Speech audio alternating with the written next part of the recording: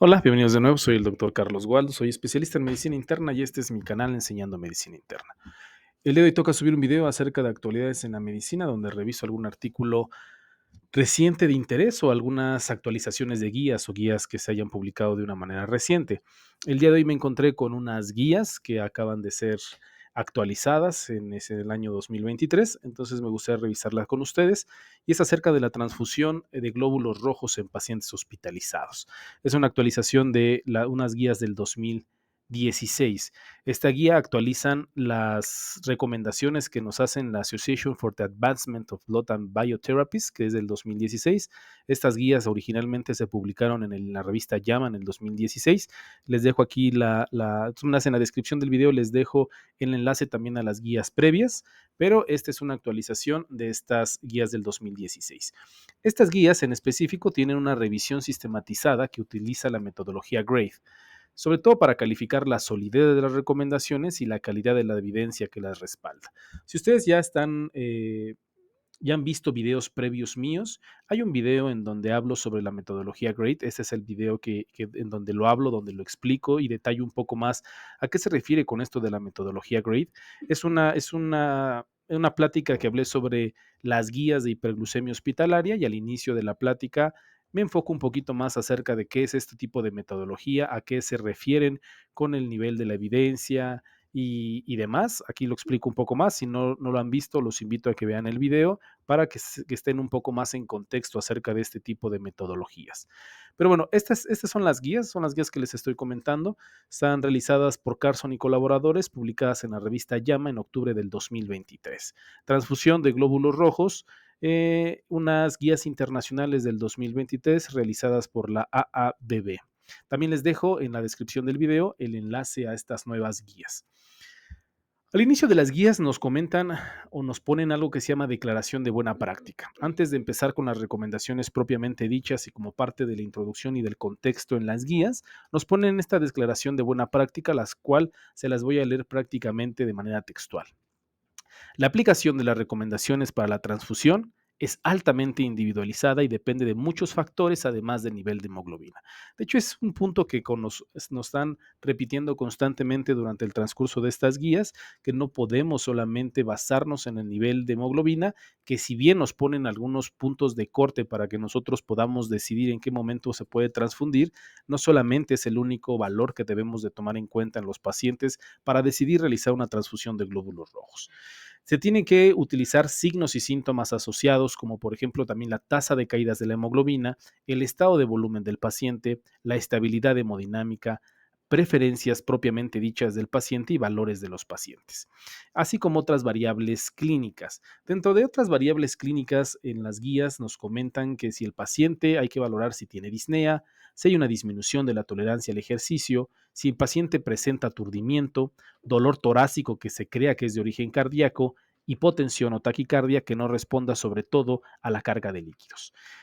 Los médicos también nos ponen o nos hacen énfasis en que debemos considerar alternativas a la transfusión e inclusive primero dar un tratamiento propiamente dicho para la causa que está generando la anemia y no solamente tratar la anemia. Entonces, sí son muy incisivos en este punto sobre que tiene que ser una recomendación individualizada y va a depender de muchos factores que tenemos que tomar en cuenta para poder nosotros tomar la decisión si el paciente necesita o no transfusión de glóbulos rojos.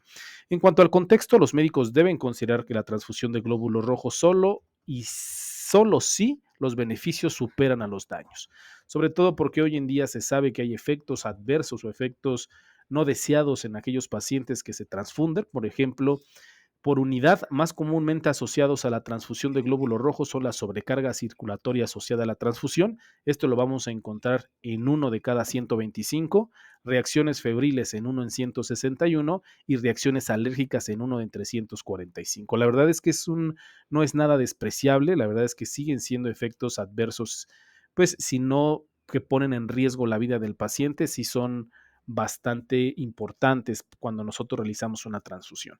Afortunadamente, por lo menos datos que nos ponen de Estados Unidos, la transmisión de VIH y de los virus de hepatitis B y C asociada a transfusiones ocurre en menos de 1 por millón de transfusiones. Sin embargo, pues no es cero. Sigue siendo un riesgo al realizar este tipo de transfusiones. Aquí les pongo las tablas que nos ponen en las guías. Como pueden ver, pues bueno, las reacciones febriles, como ya les había comentado, 1 en 161, alérgicas 1 en 345, sobrecarga circulatoria 1 en 125, daño pulmonar relacionado a transfusión 1 en 1250, reacciones anafilácticas 1 en 5000 y afortunadamente vemos la transmisión de hepatitis B, hepatitis C y HIV pues mucho menos frecuente, pero siguen estando presentes, no son cero, entonces tenemos que tener una balanza muy clara sobre el beneficio y el riesgo de los pacientes que decidimos transfundirlos y que puede haber eventos adversos. De aquí vienen las recomendaciones que nos ponen en las guías, se las voy a poner cuáles son las recomendaciones. La verdad es que las guías vienen recomendaciones en adultos y recomendaciones en niños. Obviamente les voy a hablar sobre las recomendaciones en adultos y son las siguientes. Para adultos hospitalizados hemodinámicamente estables se recomienda una estrategia restrictiva de transfusión de glóbulos rojos cuando la concentración de hemoglobina es por debajo de 7. Esta, de acuerdo a la metodología GRADE, es una recomendación fuerte con certeza de evidencia moderada.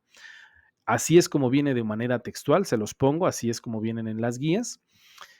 Sin embargo, sí nos comentan que hay algunos subgrupos de pacientes que podrían beneficiarse de un umbral de transfusión ligeramente más alto. ¿Qué tipo de pacientes? En pacientes que van a ser sometidos a cirugía cardíaca cuando la concentración de hemoglobina es por debajo de 7.5, considerar la transfusión también en pacientes con enfermedades cardiovasculares o sometidos a cirugía ortopédica cuando la concentración de hemoglobina es por debajo de 8. Estos son como que los subgrupos aparte, que el punto de corte no será 7, si será de 7.5 u 8. Así es como vienen en las guías, así es como nos lo establecen, es como un punto aparte de la primera recomendación que les estoy comentando. También se recomienda una estrategia de transfusión restrictiva de glóbulos rojos cuando la concentración de hemoglobina es por debajo de 7 para adultos hospitalizados con neoplasias malignas hematológicas y de órganos sólidos.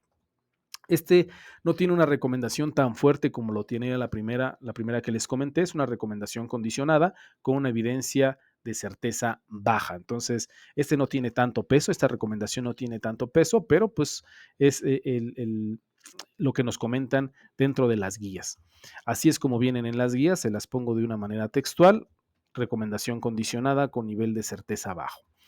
Sin embargo, sí nos comentan en otra de las recomendaciones que debido a la falta de evidencia, debido a que no se ha tenido suficiente cantidad de estudios que apoyen o no apoyen esta recomendación, no establecen una recomendación fija en contra o a favor de una estrategia de transfusión restrictiva o liberal para pacientes hospitalizados con infarto agudo al miocardio. Ese como que lo dejan en el limbo, no nos establecen una recomendación bien establecida, pero pues bueno, podemos seguir así, teniendo las prácticas que ya teníamos con este tipo de pacientes. A manera de conclusión, en estas guías, la verdad que son unas guías muy cortitas, son algunas recomendaciones muy puntuales en cuanto a los pacientes hospitalizados, que muchas de estas recomendaciones nosotros ya las teníamos, por lo menos en los hospitales, en los pisos de medicina interna, nuestro punto de corte 7, y pues bueno, ahorita vienen a confirmar esta práctica que llevamos a cabo en los hospitales durante ya un tiempo prolongado y nos establece algunos subgrupos que podemos ser un punto de corte un poco más alto. Entonces, en las conclusiones de las guías nos comentan, nuestro panel recomienda estrategias de transfusión restrictivas, típicamente con un umbral de 7 gramos sobre decilitro, tanto para pacientes adultos como pediátricos. El panel reconoce consideraciones adicionales importantes, incluidos signos, síntomas adicionales, comórbidos y valores y preferencias de los pacientes, que difieran entre pacientes. La recomendación es fuerte, basada en evidencia de certeza moderada para la mayoría de los pacientes, pero condicional y basada en subgrupos de evidencia de certeza más baja, que incluyen trastornos hematológicos y oncológicos en adultos y afecciones cardíacas cianóticas en bebés. Entonces, a manera de opinión personal, estas guías reafirman recomendaciones previas para una estrategia de transfusión restrictiva en la mayoría de los casos y proporciona orientación para subgrupos específicos en quienes se podría considerar un umbral de transfusión pues, un poco ligeramente más alto. Recordando que las transfusiones no están exentas de complicaciones y debemos ser mucho más juiciosos en las decisiones a este respecto. es importante y es de vital importancia que no solamente tomemos en cuenta el valor de la hemoglobina y nada más, sino el contexto clínico del paciente y tomar en cuenta diversos factores, como les comenté al principio de la plática, para que nosotros podamos o no tomar una decisión acerca de la transfusión en ese paciente en particular. En las guías también se incluyen algunas recomendaciones para transfusiones en pacientes pediátricos, pero pues no las revisé, esas no me competen, me guié específicamente en las recomendaciones que se hacen en los adultos. Entonces, la verdad es que son guías muy cortitas, les vuelvo a repetir, nos vienen a establecer los subgrupos en la mayoría de los pacientes, cuál tiene que ser nuestra postura, cuál es lo que tenemos que hacer en los pacientes hospitalizados con respecto a la transfusión. Es una práctica que cada vez se hace menos, se tiene que evitar con mayor frecuencia. Antes se transfundía con mucha mayor libertad, era una cosa más liberal en cuanto a las opciones de la transfusión. Hoy en día ya se intenta ser más restrictivos al respecto, sobre todo por los eventos adversos que se pueden presentar en los pacientes y pues obviamente sobre la escasez de los paquetes de glóbulos rojos que existen, es difícil que por lo menos en México no hay una cultura de donación en cuanto a los hemoconcentrados, entonces también hay que utilizarlos estrictamente en los pacientes que se verían beneficiados o en aquellos pacientes urgentes y no transfundir a todos los pacientes solo por tomar en cuenta los niveles de hemoglobina. Entonces, la verdad es que bastante interesante. Eso sería todo. Espero que sea de su agrado, espero que les ayude para su práctica clínica y que tengan un bonito día y una excelente, excelente semana.